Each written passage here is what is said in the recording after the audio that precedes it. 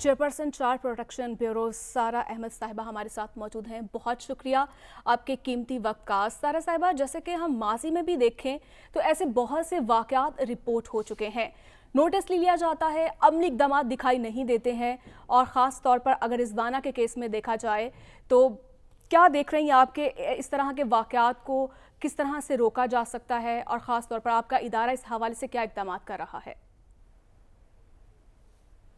जी देखें, बड़ा अफसोसनाक वाक़या हुआ है। मैंने ख़ुद पर्सनली भी मैं मिली हूँ रिजवाना से, मुझे पूरे पता है, और मेरी टीम डेली बेसिस पे रिपोर्ट भी कर रही है कि क्या इम्प्रूवमेंट आ रही है एंड ऑल दैट।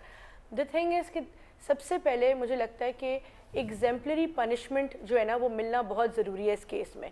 होता ये है कि कवानीन भी हैं, उनकी क्या होता है कि कन्विक्शन रेट जो है वो हमारे मुल्क में 1% है, मतलब सज़ाएँ नहीं मिलती, एंड में केस चलता है और सज़ा नहीं मिलती।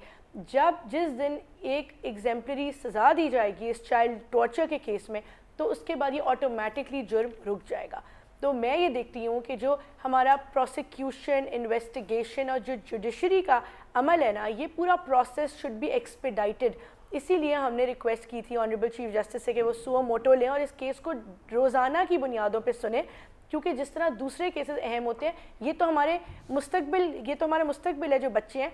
प्लस एक और बात मैं आपको बताऊंगी, चंद सालों पहले एक और जज की एहलिया ने इसी तरह एक बच्ची पे तशद्दुद किया, जिसकी वजह से वो चाइल्ड ट्रैफिकिंग का भी मामला था। इसकी वजह से पाकिस्तान जो है वो फैटिफ की ग्रे लिस्ट में आ गया था, फिर वो उसका नाम निकला पाकिस्तान का।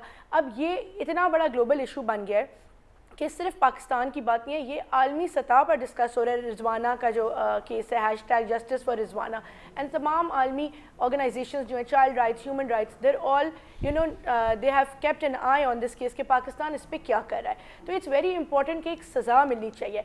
दूसरी बात जो है, हमारे यहाँ मुल्क में पॉपुलेशन पे काम नहीं होता, फैमिली प्लानिंग पे काम नहीं होता। मुझे खुद कपल्स ने बताया, मुझे खुद लोगों ने बताया कि हम 6 से 7 बच्चे इसलिए पैदा करते हैं ताकि कुछ को भीख पे लगाएं, कुछ को घरों में मुलाजमत पे लगाएं, जहाँ से उनको महीने के 20 से 30 हज़ार रुपये मिलते हैं। इस तरह जो है वो फैमिलियों का ज़रिए आमदन बना हुआ है। This is they operating a business like that. वो बच्चे पैदा ही इसलिए करती हैं to exploit them and they are being used as commodities. जी ठीक है, हसन साहब आपको सवाल करना चाह रहे थे। सारा साहिबा, जी सारा साहिबा, मैं सारा साहिबा से पूछना चाह रहा था कि जो अदालत के बारे में इन्होंने फरमाया बात दुरुस्त है, और हम सब का दिल इस पे बहुत दुखी है, और इसमें तो क्या दो राय हो सकती है, हम इस पे अपना ज़रूर, अभी आप इजाज़त देंगी तो कमेंट करेंगे। लेकिन उन्होंने सारा साहब आपने दरमियान में एक कन्विक्शन रेट की परसेंटेज बताई। आपने कहा पाकिस्तान का 1% कन्विक्शन रेट है। ये नंबर आपने कहाँ से लिया? ये किस चीज़ के कन्विक्शन रेट की बात हो रही है?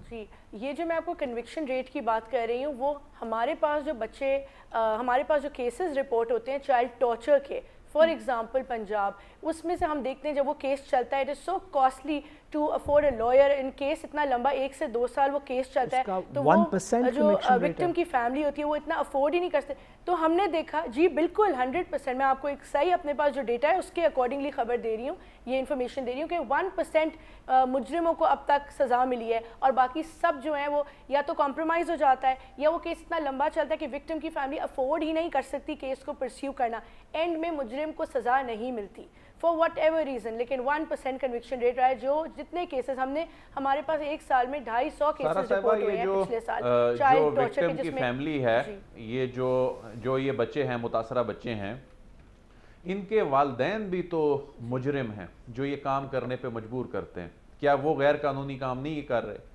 तो क्या उनसे कानून किस तरह से निपटता है? उसकी रेशो क्या है उसमें?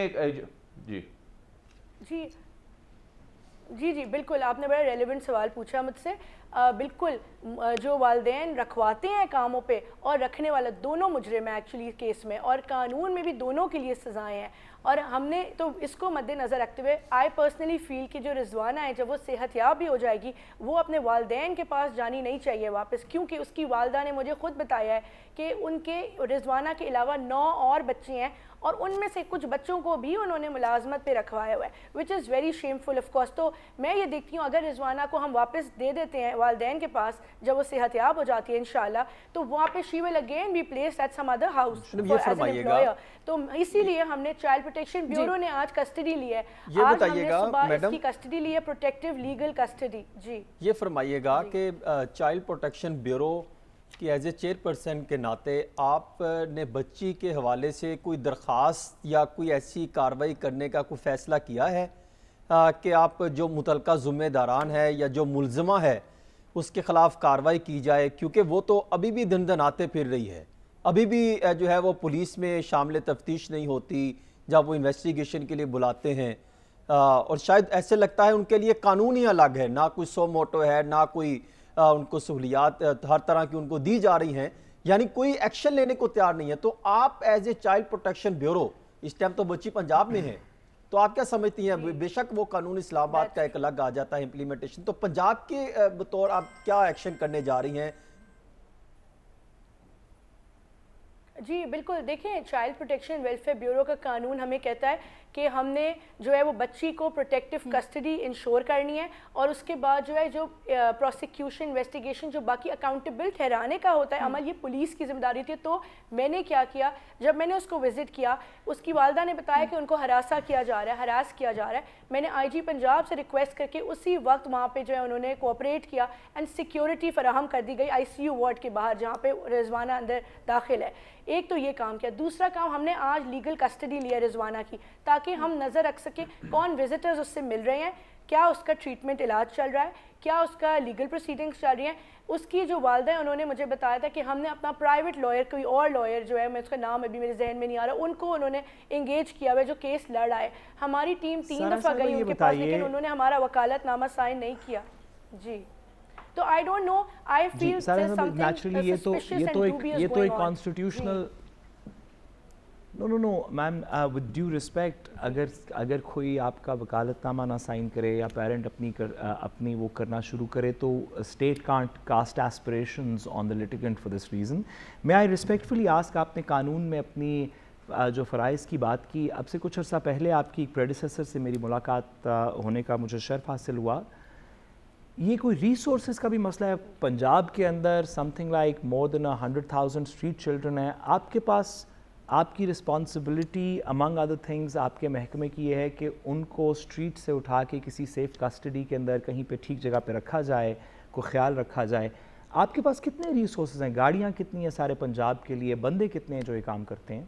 کیونکہ لاکھ سے زیادہ تو پنجاب کے اندر آپ کی شاید اپنی رپورٹس کے مطابق بچے ہیں.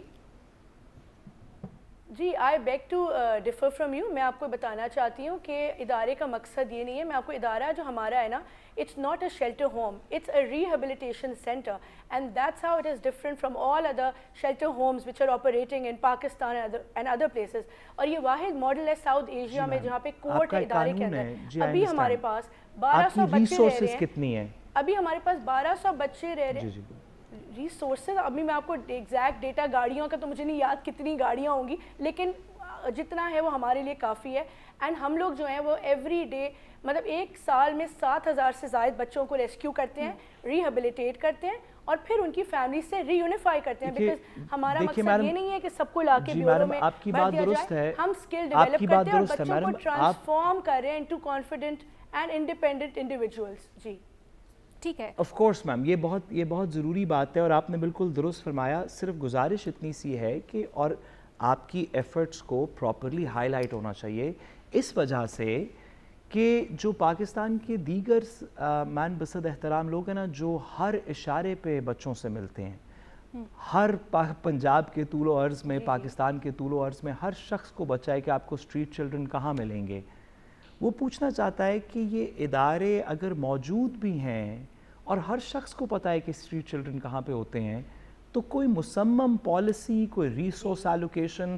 آپ کے پاس بہت اچھی بات ہے 7, 8, 10, 12 ہزار بچے ہیں, بٹ 10, 12 ہزار جو بھی آپ کے نمبرز ہیں اس سے پرابلم سالو نہیں ہوئی. ایک ویزیبل ایکچوئل پرابلم سوسائٹی میں ایگزسٹ کرتی ہے, اس کو سالو کرنے کا آپ کے ادارے کا کیا پلان ہے؟ جی دیکھیں بالکل آئی اگری دیکھیں یہ بات ہے، یہ ایک بہت بڑا سوشل ایشو ہے اور یہ صرف پنجاب میں نہیں، آپ کو پتہ ہے دوسرے صوبوں میں بھی ہے. یہ تو اللہ کا شکر ہے کہ یہ ادارہ صرف یہ پنجاب میں آپریشنل ہے، اس ماڈل پہ بنا ہوا ہے جہاں پہ ہم لوگ 9 ڈسٹرکٹس میں ابھی آپریٹ کریں. اور آپ آگے کا پلان پوچھ رہے ہیں تو very important for me to tell it's very important for me to tell you کہ ہمارے باقی کے سارے ڈسٹرکٹس میں بھی گریٹفل ٹو دا گورنمنٹ کہ انہوں نے اپروو کیے ہیں. ہمارے سی پی یوز جو ہیں وہ جیسے ابھی میں نے قصور میں انوگریشن کی ہے، اسی طرح ہم اگلے سال تک will be present in all districts of Punjab. ہماری پریزنس ہوگی، ابھی تو ہماری پریزنس 9 ڈسٹرکٹس میں ہے، تو جتنی ہماری کیپیسٹی ہے اس سے زیادہ. پھر بھی کوئی اگر کیس کہیں بھی رپورٹ ہوتا ہے ہماری نزدیکی ڈسٹرکٹ جا کے ان کو ریکور کرتی ہے. اور ہمارے ساتھ فلانتھروپسٹ بھی کام کر رہے ہیں، سارے N G Os international N G Os بھی کام کر رہے ہیں. اور میرا فوکس ہے اسکل ڈیولپمنٹ پہ جو یہاں پہلے نہیں ہو رہا تھا. یہ جو نئے سرویز آ رہے ہیں، اگر پچھلے برسوں کا پیٹرن دیکھا جائے، اگر پچھلے برسوں کا پیٹرن دیکھا جائے جو نئے سرویز آ رہے ہیں